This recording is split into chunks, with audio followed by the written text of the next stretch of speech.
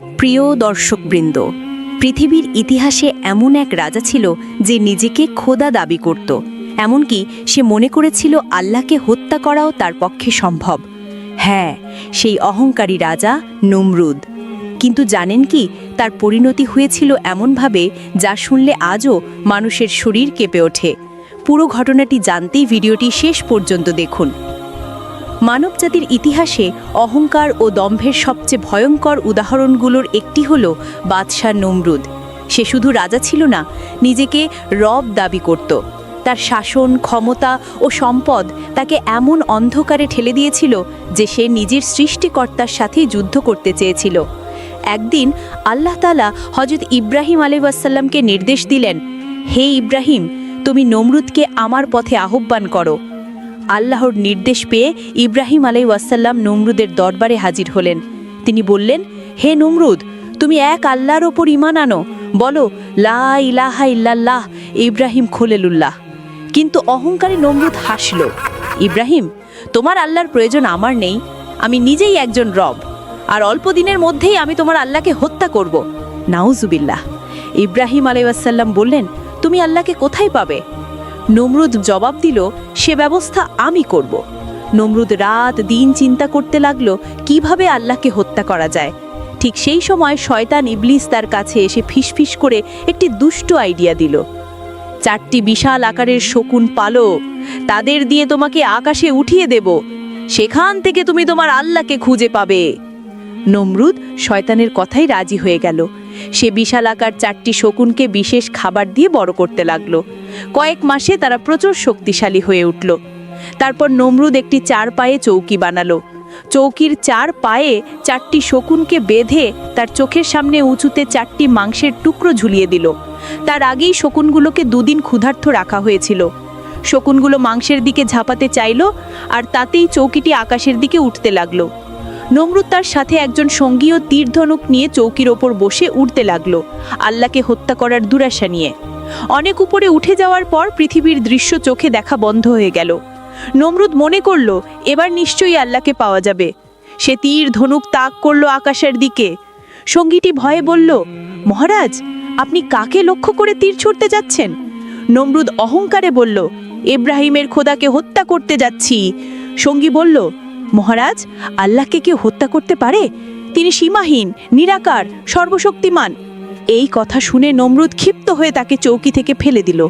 তৎক্ষণাৎ আল্লাহ জিব্রাইল আলাইহিসসালামকে পাঠালেন, তাকে রক্ষা করো।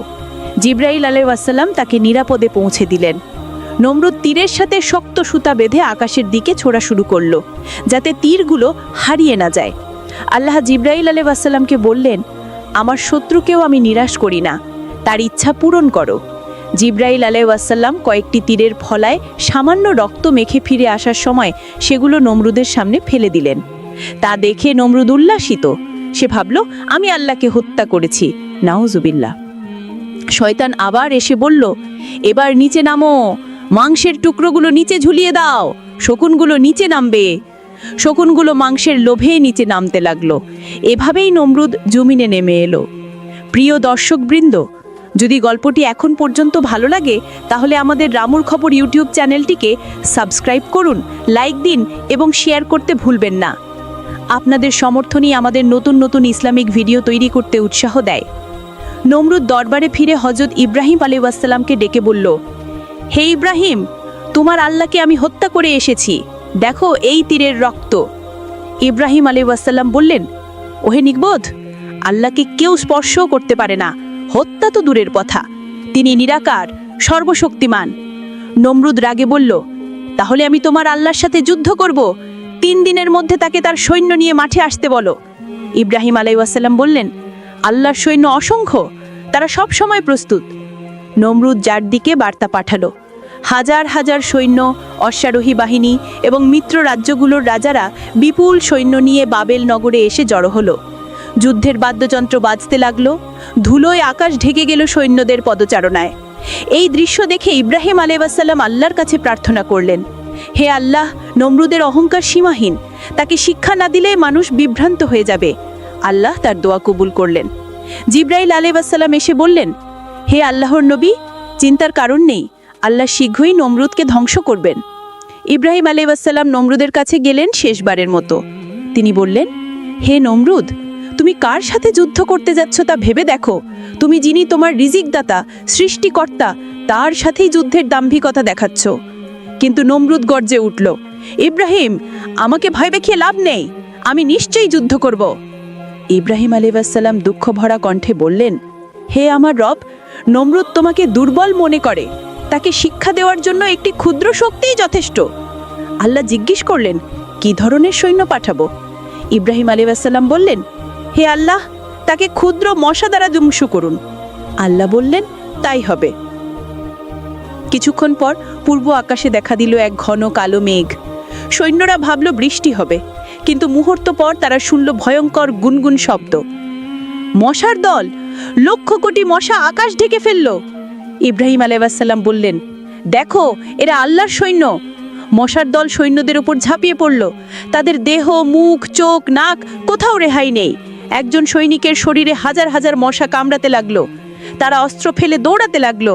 যুদ্ধ করার শক্তি তো দূরের কথা, দাঁড়িয়েও থাকতে পারছিল না। সামান্য একটি মশার কামড়ে মানুষের দেহ কাঁপতে থাকে, সেখানে কোটি কোটি মশা। সৈন্যরা মাঠেই একে একে ধ্বংস হয়ে গেল। নমরুদ পালাতে লাগলো, কিন্তু এক ক্ষুদ্রাতি ক্ষুদ্র মশা তার নাকে ঢুকে মাথার ভেতর প্রবেশ করলো। মশাটি তার মস্তিষ্কে এমন আঘাত করতে লাগলো যে নমরুদ পাগলের মতো মাথায় চাটি মারতে থাকলো। ব্যথা কমানোর জন্য সে মাথায় লাঠি দিয়ে আঘাত করতে বলতো। বছরের পর বছর সেই যন্ত্রণায় কষ্ট পেয়ে অবশেষে ধ্বংস হলো।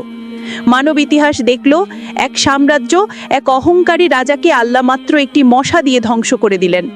প্রিয় দর্শকবৃন্দ, অহংকার মানুষকে কোথায় নিয়ে যায়, নমরুদের গল্পই তার জীবন্ত প্রমাণ। আল্লাহ আমাদের সবাইকে অহংকার থেকে বাঁচিয়ে রাখুন, আমিন। আশা করি ভিডিওটি আপনাদের ভালো লেগেছে। যদি এমন আরও জ্ঞানগর্ভ ভিডিও দেখতে চান, তাহলে রামুর খবর চ্যানেলটি সাবস্ক্রাইব করুন, ভিডিওটিতে লাইক দিন এবং শেয়ার করতে ভুলবেন না। আপনার মূল্যবান মন্তব্য জানাতে পারেন কমেন্ট বক্সে। ভিডিও সম্পাদনায় ছিলেন সালাহুদ্দিন, প্রযোজনায় শোয়েব সায়েদ। রামুর খবর। আল্লাহ হাফেজ।